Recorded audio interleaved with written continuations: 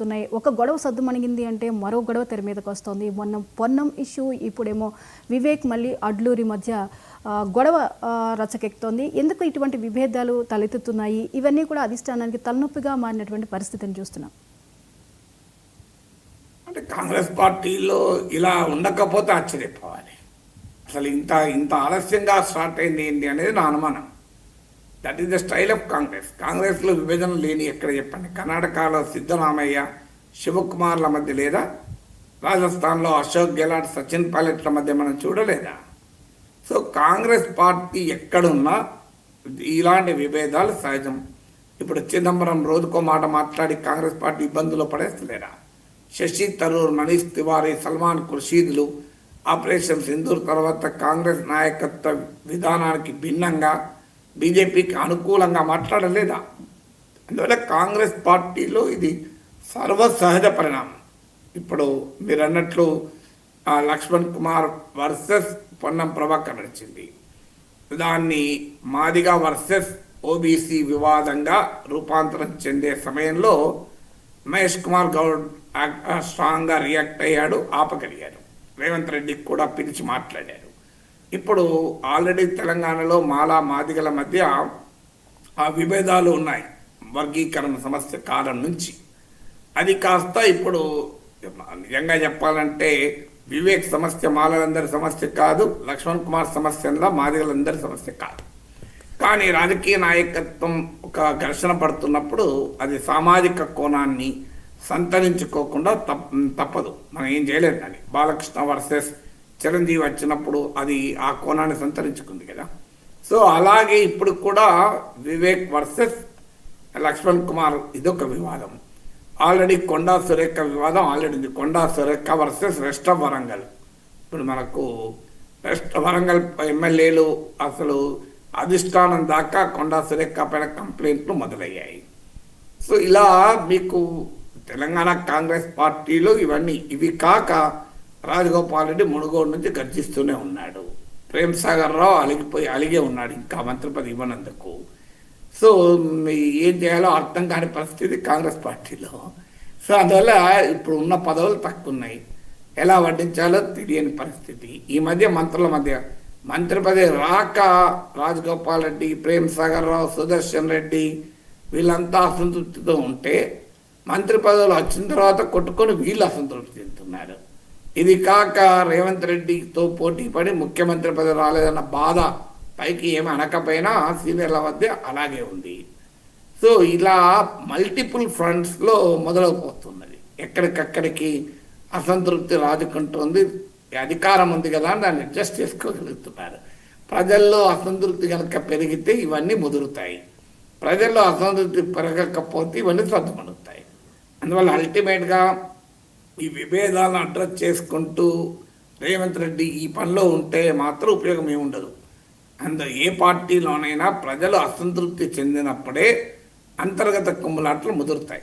ప్రజల్లో అసంతృప్తి మన కోవిడ్ టైంలో విన్నాం కదండి జ్యోతి గారు, భాష ఇమ్యూనిటీ అని, రోగ నిరోధక శక్తి. సో ప్రజల సంతృప్తి అనేది రాజకీయాల్లో ఇమ్యూనిటీ. సో ప్రజల సంతృప్తి ఉంటే ఇమ్యూనిటీ ఉంటుంది. అప్పుడు చిన్న చిన్న రోగాలు వచ్చినా పెద్ద రోగాలు వచ్చినా తట్టుకోగలుగుతాం. కరోనా వచ్చినప్పుడల్లా అందరము ఐసీయూలో పోలే కదా. కరోనా వస్తే అందరూ ఐసీయూ నుంచి అటే పోలే కదా. కొంతమంది అసలు హాస్పిటల్ కూడా పోలే కదా. ఇంట్లో కొంతమందికి అసలు ఏమీ కాలే కదా, జలుబు దగ్గు కూడా రాలే. అవన్నీ రోగ నిరోధక శక్తి ఆధారంగా కరోనా సోకినప్పుడు ఒక్కొక్కరు ఒక్కో రకంగా రియాక్ట్ అయ్యారు. రాజకీయ పార్టీలు కూడా అంతే. ఆ రోగ నిరోధక శక్తి తగ్గుతున్న కొద్దీ ఈ రుగ్మతలు పెచ్చరిల్లిపోతాయి. సో రోగ నిరోధక శక్తి కాపాడుకోగలిగితే ఏం కాదు. రేవంత్ రెడ్డి కనుక ప్రజల్లో సంతృప్తిని నిలబెట్టుకోగలిగితే అసమ్మతి పెద్ద సీరియస్ ఇష్యూ కాదు, ఎక్కడికక్కడ సెటిల్ అవుతుంది. మనం చూసాం కదా లక్ష్మణ్ కుమార్, పొన్నం ప్రభాకర్ల మధ్య ఘర్షణ శుభం కార్డు పడ్డది కదా. సో అందువల్ల కాంగ్రెస్ పార్టీలు సహజం. ఇప్పుడు మంత్రి పదవి రాని వాళ్ళు మంత్రి పదవి ఇస్తే మళ్ళీ వెంటనే మెచ్చుకుంటారు. ఇప్పుడు కోమటిరెడ్డి వెంకటరెడ్డి రేవంత్ రెడ్డి పీసీసీ ప్రెసిడెంట్ అన్న మాటలు మర్చిపోయినాం. మనం 50 కోట్లు ఇచ్చి పీసీసీ కొనుక్కున్నారన్నాడు.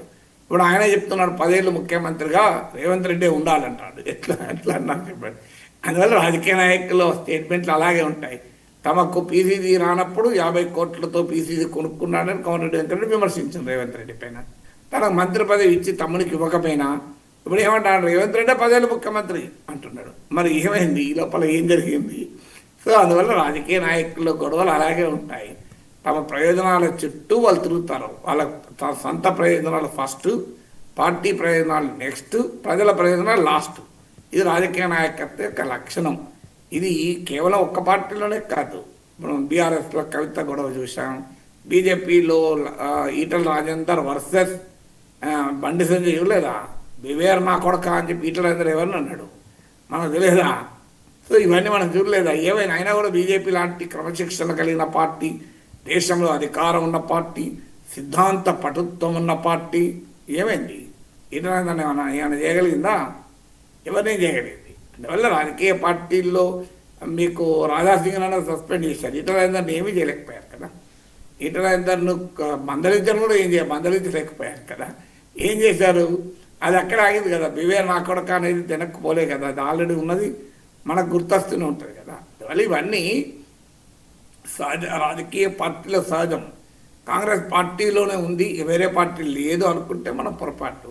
కాంగ్రెస్ పార్టీలో కాస్త వాళ్ళే చెప్తారు కదా మాకు డెమోక్రసీ ఎక్కువ ఉందని, కాస్త ఎక్కువనే ఉంటుంది. బీజేపీ లాంటి పార్టీలోనే నాయకుల మధ్య విభేదాలు బహిరంగంగా కుమ్ములాటల దాకా వస్తే, మాకు ఈ జితేందర్ రెడ్డి ట్వీట్ చేసింది చూశాం కదా. సో ఇవన్నీ బీజేపీలోనే ఉంటే కాంగ్రెస్లో ఉండడంలో ఆశ్చర్యం ఏముంది, సర్ప్రైజ్ ఏమైనా ఉంటుందా? బీజేపీ లాంటి పార్టీ దేశంలో అధికారంలో ఉంది, వాళ్ళు ఎవరినైనా మూహించగలుగుతారు, ఎవరినైనా ఏమైనా ఎక్కువ మాట్లాడితే ఈడీలు ఉన్నాయి, సిబిఐలు ఉన్నాయి. అయినా అది కేంద్రంలో అధికారం ఉంది, రాష్ట్రంలో అధికారం వస్తామన్న ఆశలు ఉన్నాయి. ఇలాంటి టైంలోనే ఆ పార్టీ బీజేపీ ఏం చేయలేకపోతుంది. తమ మధ్య ఘర్షణలను కాంగ్రెస్ పార్టీలు ఉండవా? సార్, హిమాచల్ ప్రదేశ్లో ఒక సాహిత్య కార్యక్రమంలో చిదంబరం పాల్గొన్నారు సార్. ఆ కార్యక్రమంలో ఆయన